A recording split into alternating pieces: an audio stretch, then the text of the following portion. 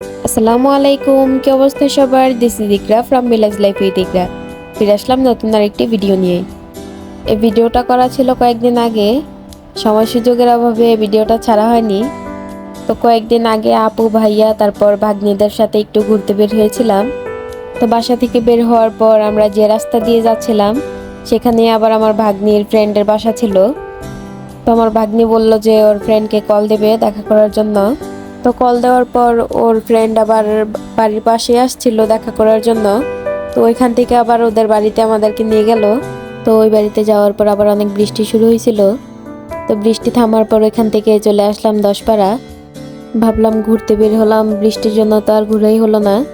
তো 10পাড়ায় একটু হাঁটাহাঁটি করা যাক। তারপর সবাই মিলে রিক্সা থেকে নেমে 10পাড়া দিঘিটা দেখছিলাম। তো এখান থেকে আবার নেহা দাঁড়িয়ে যে আগের মাদ্রাসাটা দেখছিল আর বলছিল, আম্মু দেখো আমার পুরনো মাদ্রাসাটা। পুরনো বলার কারণ হচ্ছে ওকে আবার এই মাদ্রাসাতেই সর্বপ্রথম ভর্তি করিয়েছিলাম। তো এখান থেকেই নেহার পড়ালেখার জীবন শুরু হয়েছিল আর কি।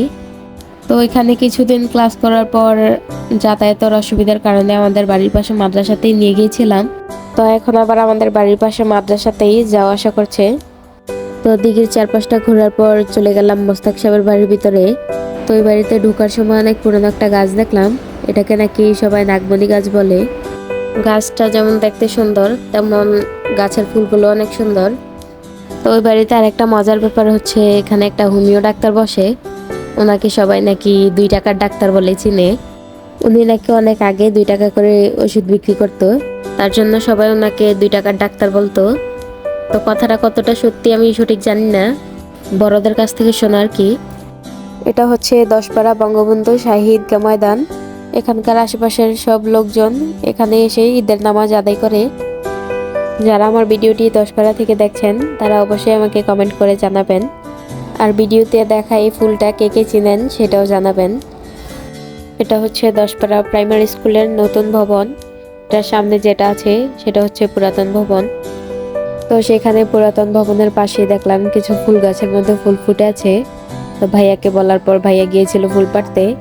তো সাথে সাথে আমিও গেলাম, দেখলাম গাছের মধ্যে টগর, তারপর মাধবীলতা, জবা আরো কয়েক ধরনের ফুল আছে। তো আমরা টগর, তারপর মাধবীলতা আর জবা ফুল দিয়েই সেখান থেকে চলে আসি। তো ভাইয়া নিয়ে আপুকে ফুলগুলো দিচ্ছিল। আপু তো ফুল পেয়ে অনেক খুশি।